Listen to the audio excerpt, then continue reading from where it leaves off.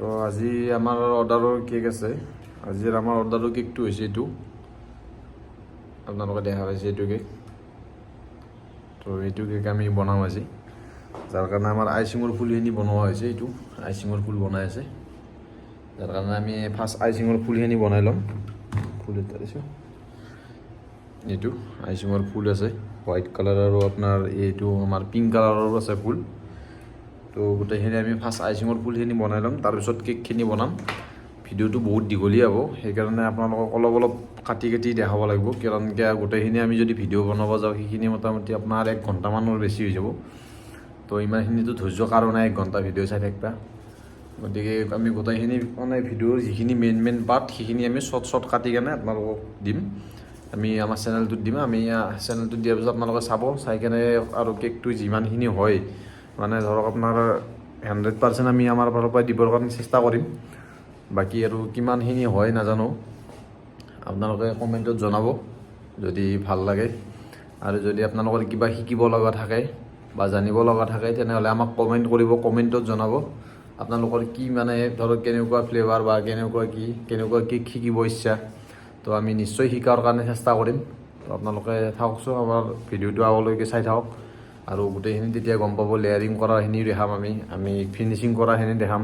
তেতিয়া আপোনালোকৰ আইডিয়া এটা আহি যাব যে এনেকৈ ফিনিচিং কৰিব লাগে, এনেকৈ লেয়াৰিং কৰিব লাগে। তো থাকক, ভিডিঅ'ত চাই থাকক, আগত দেখা হ'ব আপোনালোকে আমি কেনেকৈ কি কৰোঁ। ফাৰ্ষ্ট ফণ্টেনো ফুলখিনি কাটি লওঁ আমি এনেকৈ। ফণ্টেনো ফুলখিনি আমি ফণ্টেনো ফুলখিনি আমি এনেকৈ কাটি ল'ম। এইটো কাটাৰ আছে আমাৰ, এইটো কাটাৰ হয়, এইটো কাটাৰেদি ফণ্টেনৰ ফুলটো কাটি ল'ম। তাৰপিছত আমি কেকটোৰ বাকীখিনি কাম কৰিম। আমাৰ ফুলখিনি বনোৱা হৈ গ'ল, এইখিনি ফুলখিনি বনোৱা হ'ল। এতিয়া আমি কেকটো লেয়াৰ কৰিম। এইটো কেকটো আমি লেয়াৰ কৰিম। আপোনালোক ফ্ৰণ্ট কেমেৰাৰ পৰা দেখুৱাব নোৱাৰোঁ, সেইকাৰণে বেক কেমেৰা কৰিম। আৰু বেক কেমেৰা কৰি আপোনাৰ লেয়াৰিং কৰাটো দেখাম আৰু গোটেইখিনি কেনেকৈ লেয়াৰিং হ'ব গোটেইখিনি দেখাম আপোনাক। আৰু এতিয়া মানে ফাৰ্ষ্ট ফণ্টেনো ফুলটো অলপমান হোৱাইট থাকে বা পিংক থাকে, ফণ্টেনো ফুলটো মানে অলপমান জোট থাকে, সেইকাৰণে সেইটো আগে কৰি লোৱা ভাল। তাৰপিছত বাকীখিনি আমি কৰিম লেয়াৰিঙৰ পৰা কিবা পায়। এইটো ফ্লেভাৰটো হ'ল ৰেড ভেলভেট ফ্লেভাৰ। এইটো আমাৰ লেয়াৰিং হৈ আছে।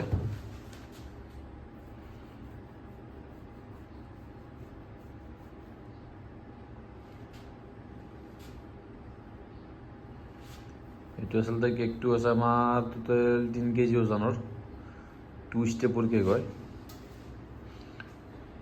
তো আমি গোটেইখিনি আপোনালোকক ভিডিঅ' বনাই দেখাৰ চেষ্টা কৰিম যিমানখিনি পাৰোঁ।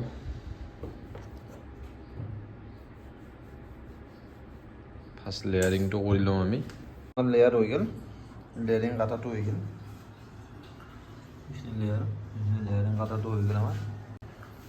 এতিয়া আমি চুগাৰ চিৰাপ মাৰিম ইয়াতে।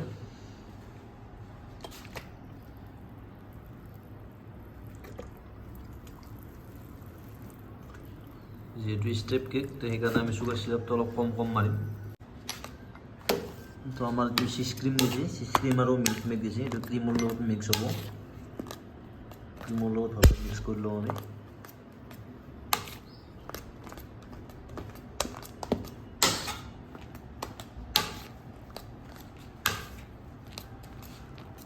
বহুত মিক্স কৰিছে, বহুত হ'ব।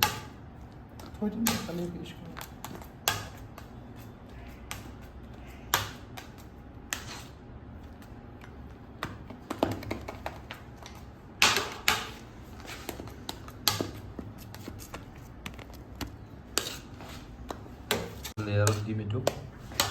চুগাৰ চিৰাপখিনিতো আগেই মাৰি লৈছোঁ, এতিয়া আমি লেয়াৰত দিম।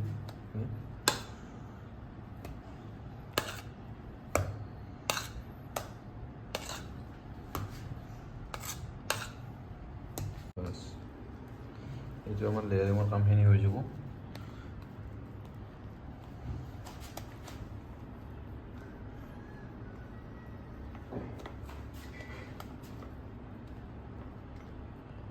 মানে লেয়াৰত এনেকৈ দি লৈছোঁ, দি লৈ কেনে এতিয়া তাৰপিছত আমি এতিয়া পুৰো গোটেইখিনি স্প্ৰেড কৰি দিম। আৰু ফাৰ্ষ্ট মাজত থৈ লওঁ এনেকৈ, ফাৰ্ষ্ট মাজত এনেকৈ থৈ লৈ গোটেইখিনি লাষ্টত মানে চাইডত গোটেইখিনি স্প্ৰেড কৰি দিম ভালকৈ সমানকৈ। চুগাৰ চিৰাপটো মাৰি ল'ব লাগে। চুগাৰ চিৰাপটো যদি আপোনালোকৰ ষ্টেপ কেক হয় তেনেহ'লে মানে চুগাৰ চিৰাপটো কমকৈ মাৰিব লাগে, আৰু যদি ষ্টেপ কেক নহয় তেনেহ'লে চুগাৰ চিৰাপটো মানে অলপ বেছিকৈ মাৰিলেও ক্ষতি নাই। কিন্তু যদি মানে হেৰি হয় তেনে চুগাৰ চিৰাপটো অলপমান বেছিকৈ মাৰিব লাগে, আৰু যদি ছিংগল কেক হয়। যদি ষ্টেপত থাকে তেনেহ'লে চুগাৰ চিৰাপটো মানে কমকৈ মাৰা ভাল, কাৰণ ওপৰৰটো যেতিয়া হেঁচি দিব তো তলৰটো মানে দাবি যায়। সেইকাৰণে আমাৰ যিহেতু টু ষ্টেপৰ কেক, আপোনালোকক ফটোটো দেখাইছোঁৱেই আগতে কোনটো কেক হয়। তো আমি চুগাৰ চিৰাপটো মানে কমকৈ মাৰি লৈছোঁ। জাপি ল'ম, এটাৰ ওপৰত এটা জাপি ল'ম, মানে যিহেতু ষ্টেপ কেক। এইটো আমাৰ ফাৰ্ষ্ট ষ্টেপ এইটো হ'ব, এইটো ফাৰ্ষ্ট ষ্টেপটো হৈ গ'ল। এতিয়া আমি ছেকেণ্ড ষ্টেপটো মাৰিম।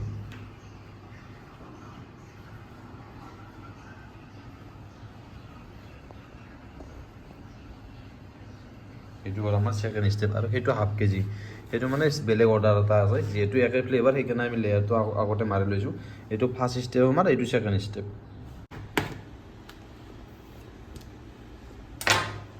কেকটো আমি এনেকৈ ছাইডটো কাটি ল'লোঁ। ছাইডটো কাটি লৈ এতিয়া ফিনিচিং কৰিম। যিহেতু আমাৰ ছাইডটো কটা হ'ল, ছাইডটো কাটি লোৱাৰ পিছত এতিয়া আমি হোৱাইট ক্ৰীম, মানে ক্ৰীমৰ অলপ কালাৰ আছে আমাৰ এইটো কেকটোত, কালাৰ আহিব। তো চবকেইটা কালাৰ লগ সেনেকৈ ফিনিচিং কৰাৰ চেষ্টা কৰিম। মানে ফটোটোত যেনেকুৱা আছে সেনেকুৱাই ফিনিচিং কৰাৰ কাৰণে চেষ্টা কৰিম আমি। ক্ৰীমৰ ফিনিচিং কৰিম, তাৰপিছত যিখিনি কালাৰ আছে সেইখিনি কালাৰখিনি এড কৰিম আমি। ফাৰ্ষ্ট হোৱাইট ক্ৰীম দি মানে কেকটো ফিনিচিং কৰি লওঁ, তাৰপিছত যিখিনি কালাৰ আহিব লগা আছে সেইখিনি কালাৰ আমি এড কৰি যাম ইয়াতে। যিহেতু আৰু কালাৰবিলাকো ফুড কালাৰে হয়, কোনো ধৰণৰ ক্ষতি কৰা কালাৰ নহয়। তো ফাৰ্ষ্ট আমি হোৱাইট দি ফিনিচিং কৰি যাম এইটো।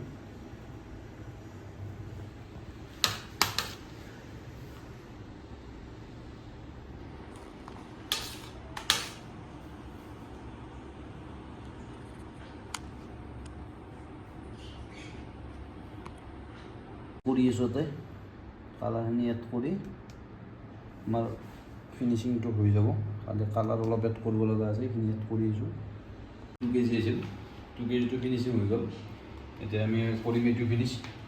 এতিয়া আমাৰ এইটো ফিনিচিং কৰিব আছে, এইটো ওপৰৰ ষ্টেপ আৰু এইটো তলৰ ষ্টেপ। তলৰ ষ্টেপটো অলমষ্ট ফিনিচিং হৈ গ'ল আমাৰ, খালি ডিজাইন দিব আছে। ইয়াৰ ওপৰত এইটো দি বাকীখিনি আমি ফুলখিনি এড কৰিম, যিটো ডিজাইন আছে সেইটো ডিজাইন মাৰিম।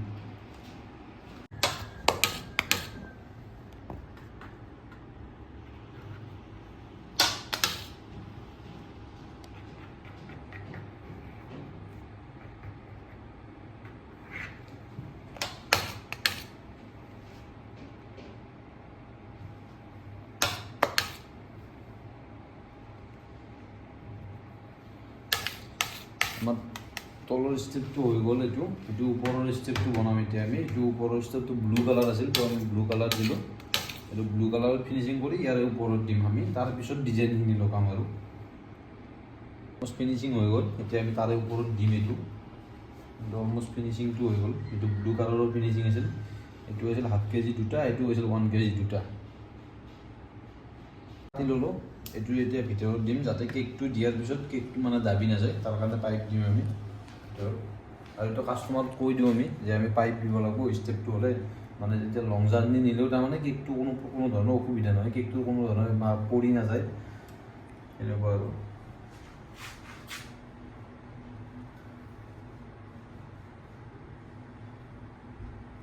আৰু এইটো আমি কাষ্টমাৰক কৈ লওঁ, কাৰণ কিয় পাইপটো দিয়াৰ পিছত কাষ্টমাৰক কোৱা যায় আমাৰ যে পাইপটো দিব লাগিব এনেকুৱা, আৰু মাজত এডাল পাইপ দিম, দুইটা উঠাই ষ্টেপ কৰি মাজত এডাল পাইপ দিম।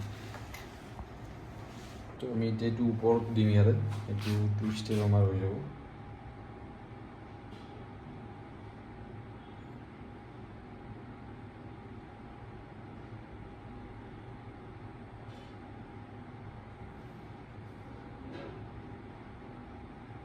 এইটো বহুত ইজি হয় ষ্টেপটো লগাব। এইটো আমাৰ 2 ষ্টেপ, দুটা টায়াৰ লগাই দিলোঁ। এইটো টুথপিকৰ সহায়ত লগাব যায়, এইটো মানে এইটো এইখিনি ফিল কৰি দিম আমি পিছত। তো এইটো আমাৰ হৈ গ'ল অলমষ্ট। এইটো এতিয়া গছৰ যোনটো হেৰি আছে সেইটো মাৰিম। এইটো আমি হাৰ্টৰ ফুল লৈছোঁ, হাৰ্টৰ ফুল দি গছৰ এইটো মাৰি দিম আমি। তো গছৰ যোনটো ডিজাইন আছে মানে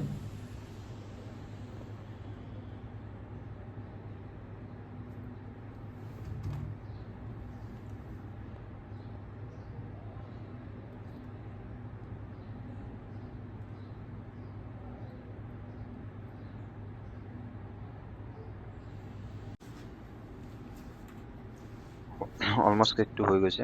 জাষ্ট ফুলবিলাক লগাম এতিয়া। ফুলবিলাক লগোৱাৰ পিছত অলমষ্ট কেকটো মানে অলৰেডি আমাৰ হৈয়ে গৈছে, খালি ফুলখিনি লগাব আছে।